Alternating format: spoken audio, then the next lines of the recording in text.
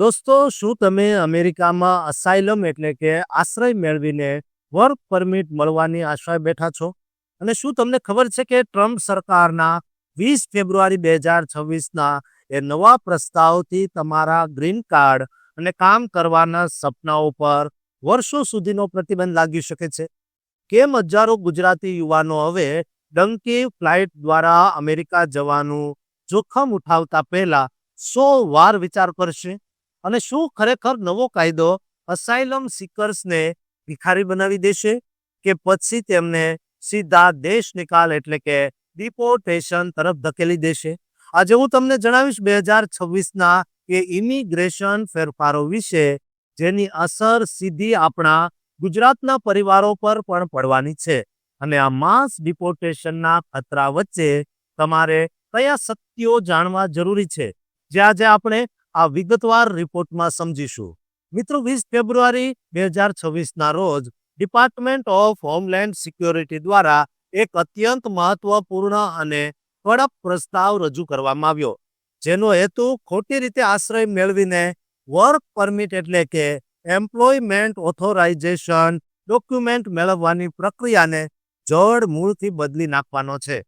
અત્યાર સુધીના નિયમ મુજબ જો તમે અસાઇલમની અરજી કરો તો 180 દિવસમાં તમને વર્ક પરમિટ મળી જતી હતી, પરંતુ હવે નવા નિયમો મુજબ તમારે આ પરમિટ માટે ઓછામાં ઓછા 365 દિવસ એટલે કે આખું વર્ષ રાહ જોવી પડશે.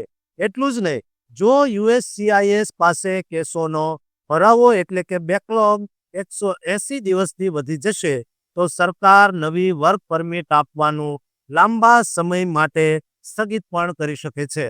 આનો સીધો અર્થ એ છે કે નવા અરજદારોને કામ કરવાના અધિકારો મેળવતા વર્ષો નીકળી જશે. ખાસ કરીને આપણા ગુજરાત અને પંજાબથી ગેરકાયદેસર રીતે સરહદ ઓળંગીને જતા લોકો માટે આ મોટો ફટકો છે. કારણ કે જો તમે ગેરકાયદેસર પ્રવેશ કર્યાના 48 કલાકમાં આશ્રયની ઈચ્છા જાહેર નહીં કરો અથવા તમારી પાસે કોઈ મજબૂત કારણ નહીં હોય તો તમે વર્ક પરમિટ માટે અપાત્ર ઠરશો. અત્યારે અમેરિકામાં અંદાજે 7.25 લાખ ભારતીયો ગેરકાયદેસર રીતે રહે છે, જેમાં ગુજરાતીઓની સંખ્યા નોંધપાત્ર છે.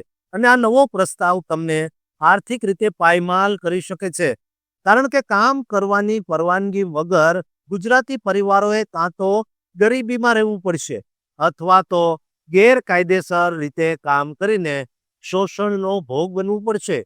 ટ્રમ્પ પ્રશાસનનો દાવો છે કે આનાથી ખોટી અરજીઓ ઘટશે, પણ નિષ્ણાતોનું માનવું છે કે આનાથી જે સાચા આશ્રય મેળવનારા લોકો છે તેની મુસીબતો પણ વધી જશે. હાલમાં અમેરિકાની ઇમિગ્રેશન કોર્ટમાં 33 લાખથી વધુ કેસો પેન્ડિંગ છે, અને આ સ્થિતિમાં જો વર્ક પરમિટ પર પ્રતિબંધ મુકાય તો નવા અરજદારોને કાયદેસર રીતે કામ કરવા માટે દાયકાઓ સુધી રાહ જોવી પડી શકે છે. આ સાથે જ માસ ડિપોર્ટેશનની કાર્યવાહી પણ તેજ કરવામાં આવી છે, જેમાં જાન્યુઆરી 2026થી અત્યાર સુધીમાં લાખો લોકોને અમેરિકામાંથી બહાર કાઢવામાં આવ્યા છે.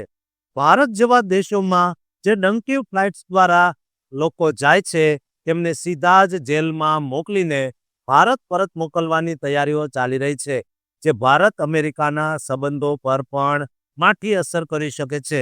જે ગુજરાતીઓ અત્યારે H-1B વિઝા પર છે અથવા બિઝનેસ ક્ષેત્રમાં છે, તેમને પણ આ નિયમોના કારણે પરિવારોના સભ્યોને સ્પોન્સર કરવામાં મુશ્કેલી પડી રહી છે.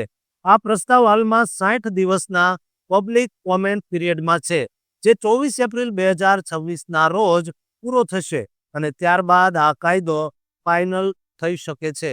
જો આ કાયદો અમલમાં આવ્યો તો અમેરિકામાં ગેરકાયદેસર રહેતા લોકો માટે જીવન નરક સમાન બની જશે, કારણ કે વર્ક પરમિટ વગર કાયદેસરની કમાણી અશક્ય બની જશે અને પકડાઈ જવાની બીક હંમેશા માથા પર ભમતી રહેશે.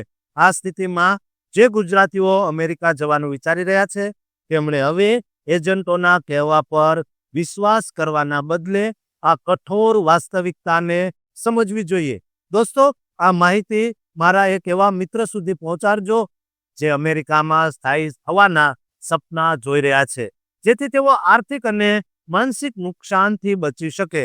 2026ના આ સમયમાં ઇમિગ્રેશનના આ તોફાની વાતાવરણમાં સાચી જાણકારી જ તમારો બચાવ કરી શકે છે.